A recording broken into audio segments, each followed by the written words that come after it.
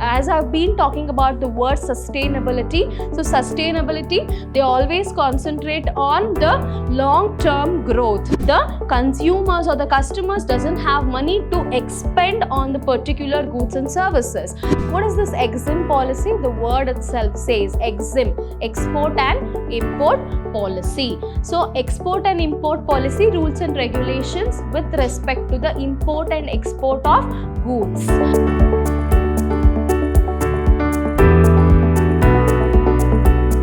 Hello everybody, I'm Divya, your assistant professor from Department of Commerce and Management, lecturing Vidhyaashram First Grade College, MYSURU, the Temple of Excellence. It's my privilege to welcome you all for the session 2 on your Unit 2, that is Governance and Legal Environment, Government and Legal Environment. To recap the previous class, so we have discussed what is the role of government. It is the promotional role, government as a planner, government as an entrepreneur. So we have discussed the role of the government and the legal environment. So how the legal environment will be there in the organization and what are the rules and regulation, the policies are there. We discussed about GST. We also discussed about the other acts, competition acts, so which will affect the business as well as their impact on the business. So let us discuss. In today's class, we shall discuss the concepts regarding fiscal policy and monetary policy.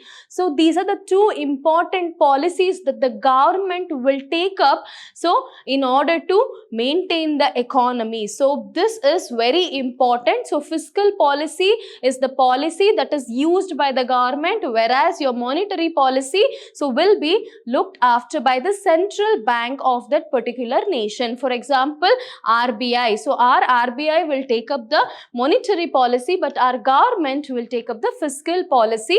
Though we have difference in fiscal policy and monetary policy, so both policy will have an impact on the business. At the same time, they look after the economy in such a way that all the problems, economic problems such as infrastructure problem, eradicating the poverty, providing full-time employment. So all these major problems will be addressed by our economists through our fiscal policy and monetary policy. So this is very important subject for you all, and one particular question regarding your fiscal policy and your monetary policy and their impact on the business will be asked in your examination. Moving forward, let us understand the meaning of fiscal policy. Policy, what do you all mean by policy?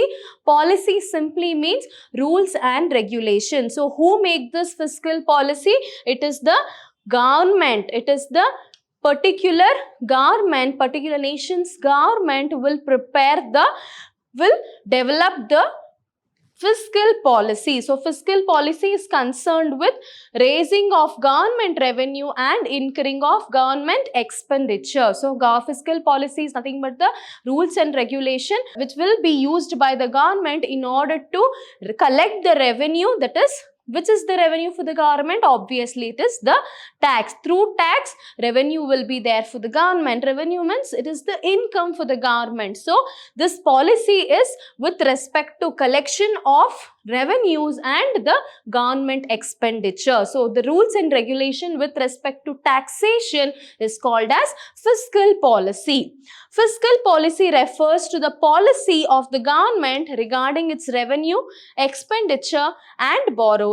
With rules and regulation with respect to what? With respect to government revenue, government expenditure and with respect to government borrowings. So it consists the taxation expenditure policy of the government. So in every particular year, every year, February, the 1st of February, the budget will be allocated. So what this budget consists of? It explains the expenditure in which the allocation has to be done and the government focuses through which scheme. So in this budget, they have focused on Pradhan Mantri Awas Yojana in contributing the infrastructure facility and the housing facility for the poor people as well as the middle income group people. So there is lot of emphasis on the military and as well as army force. So through the development of the economy to control the inflation, fiscal policy plays a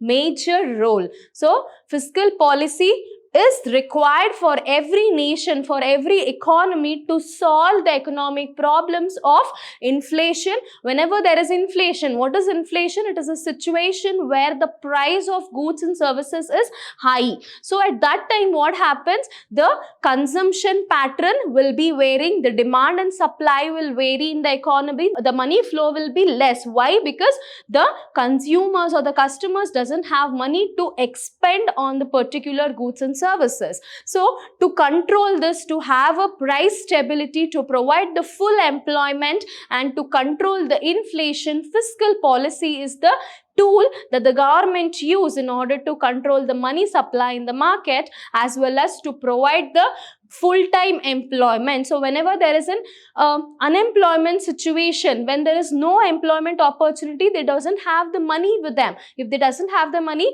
they will not expend and pay tax to the government. Obviously, if they provide the full employment, they'll have a cash flow. At the same time, they'll pay tax to the government. Government in return for the development of the economy, they spend on, they provide the facility through the social benefits, and they address the social welfare schemes in order to develop the poor class of the society. So it is very important to understand the fiscal policy. So if there is an employment opportunity, obviously the government will create more and more. We pay tax to the government will have fund. They have fund, they work towards the contribution of the development of schools, hospitals, providing the other benefits to the society.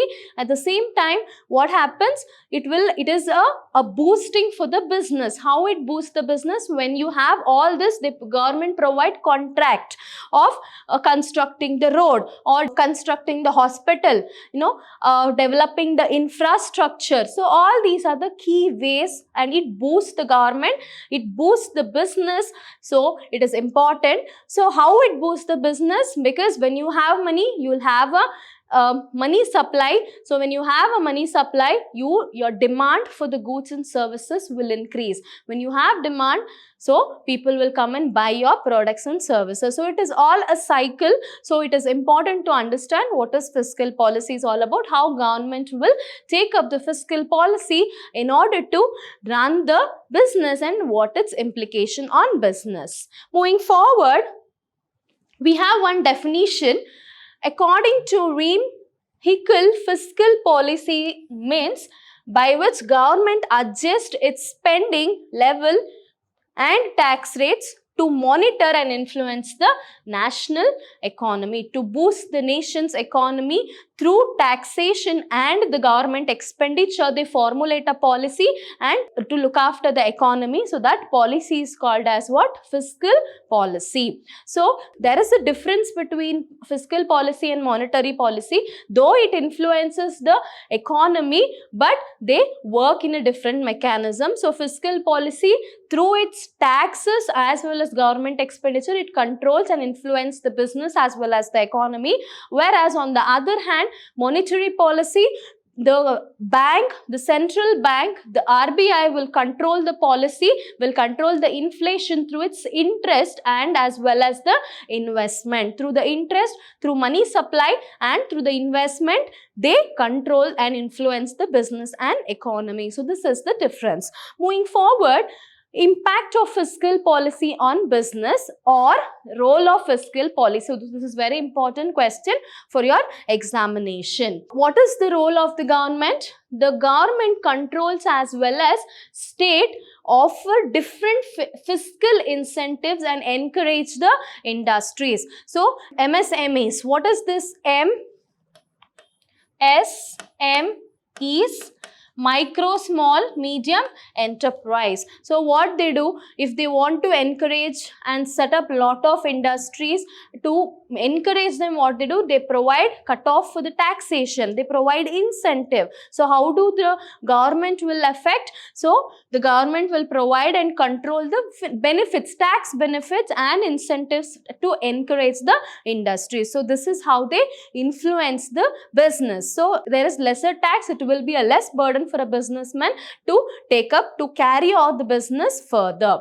Moving forward, the development of various regions, sectors and industries. If they provide benefits, they always focus on, the government always focus on setting up the industries. They focus on MSMEs. They want more and more startups to come and provide good quality of goods and services to the customer. In return, if industries are set up, they can eradicate the employment problem. They can provide a full employment. So employment is generated, obviously the poverty can be eradicated. If poverty is eradicated, obviously the standard of living will increase. Once the standard of living is increased, it will contribute to the national income. So this is how the government will play a very crucial role in supporting the business. So what government will help? In providing the incentive and in providing and encouraging to set up more and more industries. Moving forward, progressive increase in indirect taxation. So they encourage through indirect taxation. Fiscal policy can encourage the investors, create job for your long-term economic growth. As I've been talking about the word sustainability, so sustainability, they always concentrate on the long-term growth. So here also they are saying the same thing. Fiscal policy encourages the investment so that it creates the job and it will lead to the further economic growth. Moving forward, government often use tax incentives or disincentives to encourage or discourage certain activities. Sometimes if there is inflation, what the government will do? They will liberalize the tax rate. They provide tax incentives, subsidies. So you know, your bank will give lot of loans, and when the government comes, in order to control the situation, they provide the subsidies as well as they provide the incentives. So what it will in turn, what it will happen, money supply will be there. At the same time, the businessman can take up the opportunity of that and lead their business. So this is how the government will help through fiscal policy. Moving forward, tax incentives can also help in increasing the demand. So as I have told you, so if there is lot of production happens, if money supplies, their production happen, what happen? It will create the demand. So as I have told you, product itself is not being demanded, it's been made the people to buy the product, isn't it? So we just go for some places and we wanted to buy certain products, but we end up with another product. So there is a want that has been created, there is a demand that has been created. So through tax policy, it helps the businessman to create the demand in the particular economy and the market, which help the business. Moving forward, monetary policy, as I have discussed earlier in the earlier slide, monetary policy refers to the use of instruments under the control of central bank. So RBI, Reserve Bank of India, is the governing body and which is regulating our money supply in our country. So through that policy, through the rules and regulation with respect to money supply, RBI will control the economy by making the interest rates, through the interest rates as well as investment.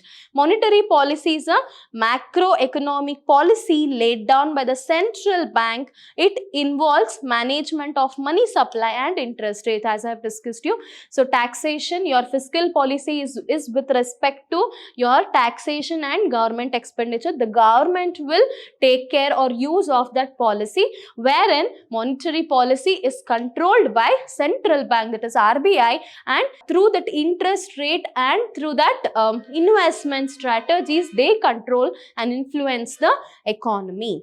Moving forward, we have one definition.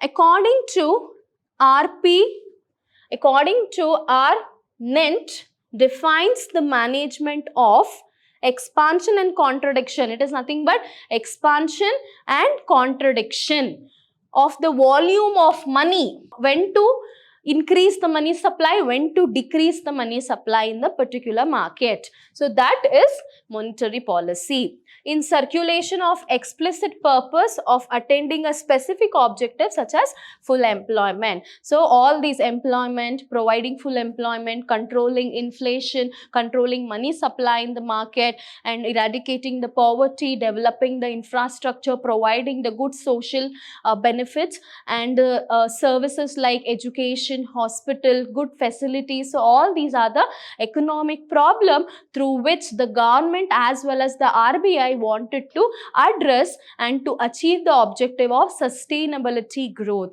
So through monetary policy and fiscal policy, they control. So what is monetary policy? It's a rules and regulation that has been controlled by the RBI, that is central bank, in order to control the money supply in the economy. Moving forward, impact of monetary policy on business. As I have discussed, control inflation. So how it controls the inflation? Through the various instruments like a bank interest rate. So through various instruments, they regulate the money supply. They increase the bank rate and decrease the bank rate. What they do, they increase the money supply and decrease the money supply, in order to avoid the inflation and money supply. Inflation is a situation where the prices will be, goods and services price will be high, wherein the consumer or customers will feel difficult to spend. So where money supply will be very less. So what they do, what monetary policy, they liberalize the bank rate. So they reduce the interest rate, and at a when they reduce the interest rate, people will take up the loan. So when they have money supply in the market, they expend, they purchase the goods and services. So this is how the money supply will move. Moving forward, the next point is interest rate. So when the interest rate is liberalized, so at a lesser price, if they give the loan, so that will help the businessman. They can produce more. At the same time, they can manufacture more. When they manufacture more, it creates employment opportunity. It creates demand and supply in the market. Ultimately, it will help the business to boost its profit. Next point is business cycle. It will control the business cycle. It will focus on spending, and it will create the employment opportunities. So all these are the very important things that has to be learned under the impact of monetary policy. Moving forward, we have EXIM policy. What is this EXIM policy? The word itself says EXIM, export and import policy. So export and import policy, rules and regulations with respect to the import and export of goods. So EXIM policy refers to the policy measures adopted by the country with respect to its import and export. EXIM policy is also known as foreign trade policy. It's very important concept for your exam. So EXIM policy is also called as what?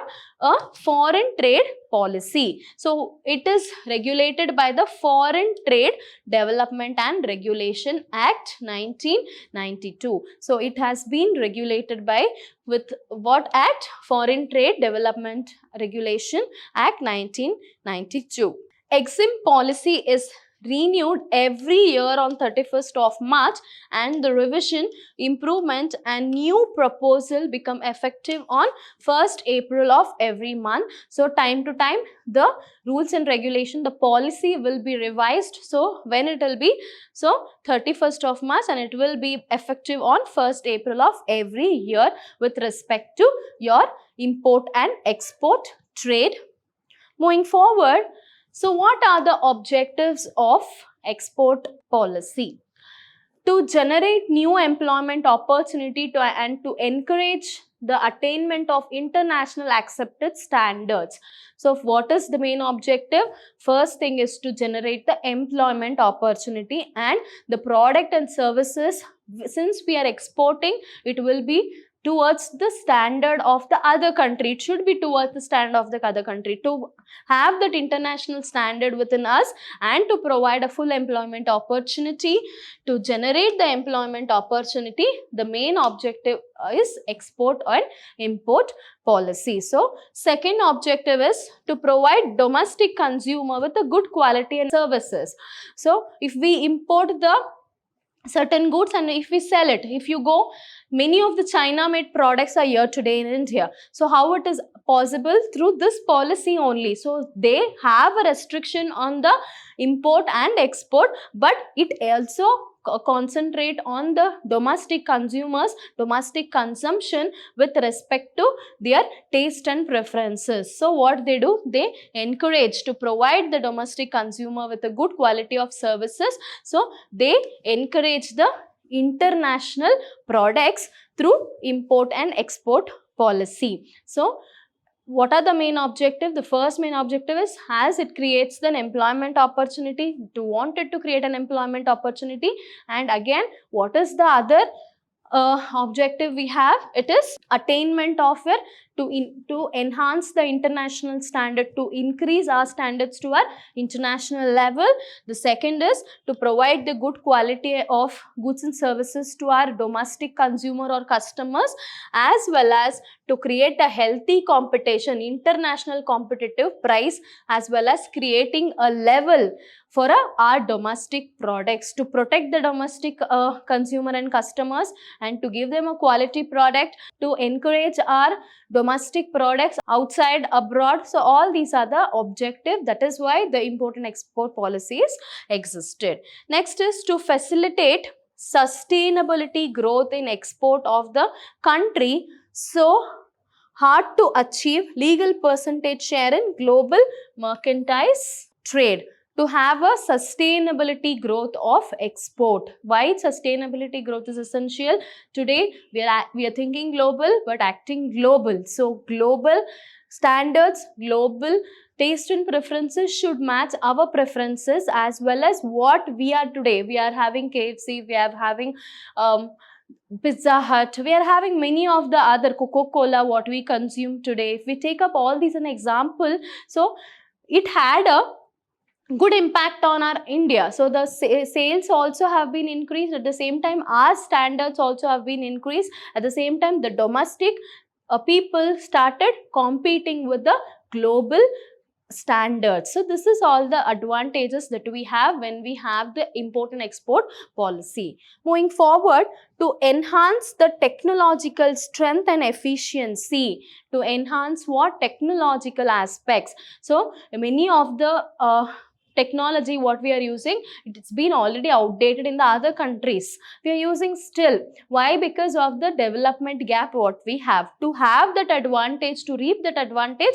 our EXIM policy also had an objective to look after that technologies. So strengthen efficiency of Indian agriculture, industries and service sector. Through in all these agriculture, Indian services, all this we need what? We need a good technology. To provide the technology, EXIM policy focuses on that things.